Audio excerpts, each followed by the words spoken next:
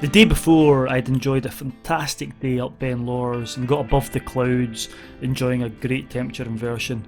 My broken Spectre followed me up and down the hill, so when the forecast was looking the same for Sunday, I left the bags in the car, got up early and headed out on another adventure. I'm in Inverlochlarig at the moment, in the car park. It is 7:30. And today we are going to be going up Binnein and Binnein, but as opposed to doing the usual route either circular from here or from round in Glendalough, we've decided to do something different. We've been up, both of us have been up this hill loads of times, and we just thought we'd try something a little bit different. So what we're going to do is we're leaving a car here. This is round at the glen that runs parallel just south to Glendalough, as Loch Foyle in it. So I pulled over at Balquidder, went past Rob Roy's grave, and I've driven along this wee windy road, and I'm just waiting for Gerry to appear. I'm going to jump in his car. I'm going to remember to take my car keys and not leave them in Gerry's car like I have done previously if you've been watching the vlogs. Head round to Glendalough, head up over Binnein down and over Binnein, and then make it a linear route, coming back here and then get in the car and then heading all the way back round to Glendalough to drop Gerry off. So I'm really looking forward to today. The weather's looking great. I was up Ben Lors yesterday and had a fantastic, absolutely fantastic time. Yeah, so just waiting for Gerry to come and then we'll be on our way.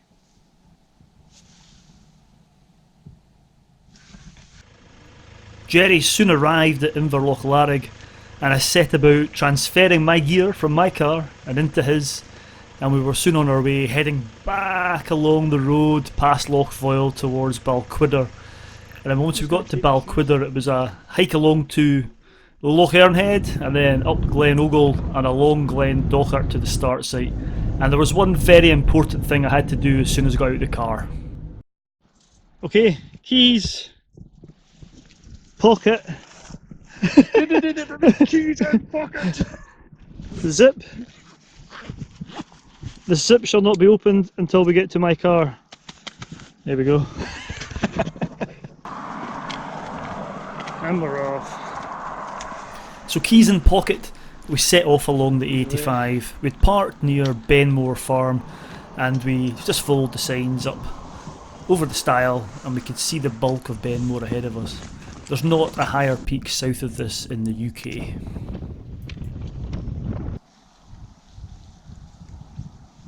We've started the hill. We're starting to get a bit of height, but the thing about Binnein is it just goes straight up for about 1,000 metres over maybe 2-3 kilometres. So it's a steep pull, so you can see down where we've come and yeah, over towards Binnein and these sort of hills over here, absolutely lovely. And then down Glendalough, and if I turn round you can see where we're going. Straight up. It's literally, there's no walk into this hill, it's just straight up. It's glorious. I don't think we're going to get the inversion today, but absolutely glorious. You can see down to the Inverlochlarig hills over there, Crewcar Drain, and it's absolutely lovely. And I don't know when this video will come out, but at the moment it's November. And the last time we came up here in November, it was similar to this, less wind, but the conditions were just absolutely amazing. The first snowfalls of the winter had come, and we got fog bows and broken Spectres and inversions and the whole lot. So it's got a lot to live up to today. But we're still going to enjoy it. Anyway, I better crack on, but you can probably see over my shoulder Gerry's making good progress up the hill, so yeah, let's go.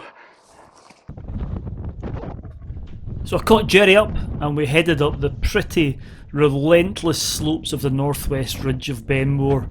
There's no easy way to the top of Binnein from this side for sure, it's a steep slog. But we were rewarded.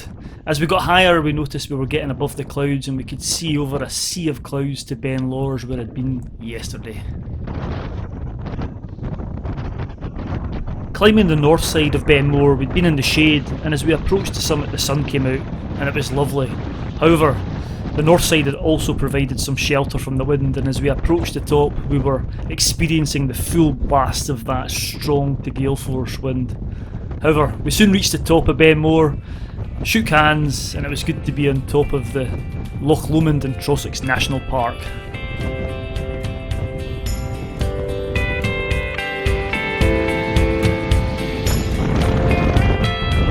Oh, I tell you what, it's a bit blowy, isn't it, Gerry? We've come down to the wee howe. The summits look like this up there. I don't know if you can see it, but it's absolutely gorgeous. We're above the clouds again. And you can see for miles the clarity is fantastic. Really good, so it's been worthwhile so far. So we're going to drop down to the Binnein now and then head up Stob. As I said before, after that we're going to head down to Inverlochlarig. That's where we've left one of the cars. And I've remembered... Got the keys. Got the keys today, unless I've got a hole in my pocket. So yeah, we're going to crack on. I'll maybe just walk up here so you can see the view. I don't know if you'll be able to hear me. Gerry's going that way, I'll go this way. Let me get a view from the top. It's very breezy. You might pick this up on the microphone. Absolutely fantastic. There's the summit point. Stob over there, that's where we're going next. Behind the cloud. Oh, and it's windy! Look at the views! Woo!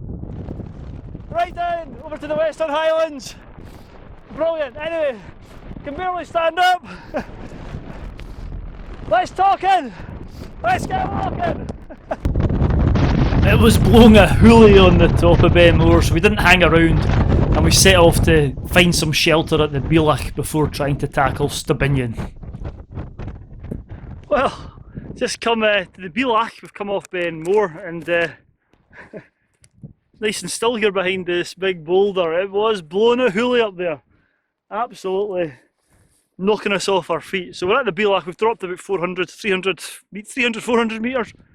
And the next task is heading up Stob, which is up here, which is about a 300 metre ascent from here. And then we're going to continue over down to Inverlochlarig. But yeah, that was some wind up there, absolutely ferocious. I don't think the drone will be coming out today to end up away over in the sea, I think. Anyway, we're going to stop here and get a bite to eat, refuel, and then get cracked up Stob. This big rock down at the Binnein certainly provided some lovely shelter, so it was an ideal spot to stop and refuel and get some lunch before heading up the 18th highest mountain in Scotland, Stob.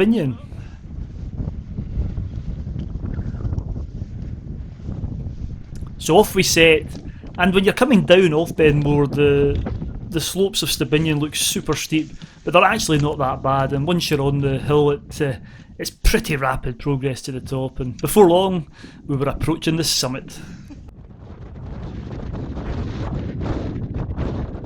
Here I'm at the top of Stob. It's just behind me there. I'll spin round, you can see it. And it's a bit breezy. It's not quite as breezy as it was over in Binnein, but it's absolutely beautiful. You can see for miles the clarity. It's just outstanding today. Absolutely brilliant. So the last time I was here, I'd actually come up from Inverlochlarig, and it was an evening hike. We're going to head back down that way now. I think once we drop, the winds will drop a wee bit, but it's another hour and a half down to the car. We're going to drive back round. Yeah, what a day to stop and take pictures and just enjoy the views. It's absolutely beautiful. Basically what I was saying on the summit was that it was a grand day and a beautiful day to stop and take pictures. But we didn't hang around long again. We headed down towards Inverlochlarig and along the lovely ridge of Stob. I don't know how much of this you'll hear, it's quite breezy up here, but usually the descent, I usually don't film much of the descent off the hills because I'm usually head down trying to get down off the hill and I'm a bit tired and what have you. But today this descent is a highlight of the route for me. I really feel, if I spin round here, I really feel like we're in the heart of the Trossachs, right Rob Roy country down here over the Inverlochlarig hills and down over the Corbetts towards the lower parts, or the more southern parts of the Trossachs. It's just really wild, rugged country, you can probably see. And then the view from here back over Stob, it's just fantastic. It's definitely my favourite way for going up these hills is up and down this ridge. It's a lot nicer than that slug up Binnein, which was absolutely knackering. So yeah, going to head over here, and this ridge goes on for a while before dropping down over a wee bit more bog and then steeply down to Inverlochlarig. But I'm just enjoying it. Look at this, absolutely brilliant. Woohoo! Right, let's go.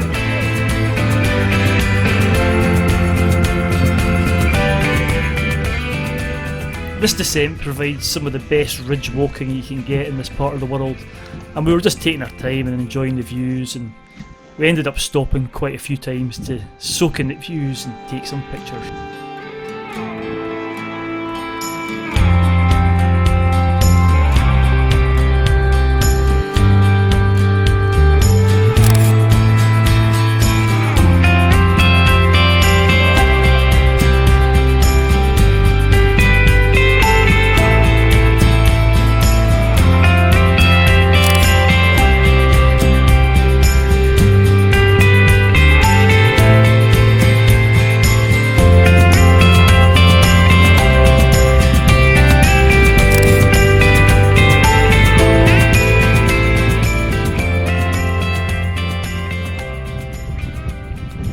After taking lots of pictures, we were soon heading off the ridge, and the final part of the walk is another steep descent down to our destination of Inverlochlarig.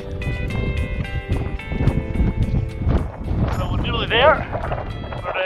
If I spin round, I won't see where we're going. You can almost see the cars down there. Thanks, there's a really steep drop off here into Inverlochlarig. What a day it's been. Camera away and just watch the step with it. A bit steep.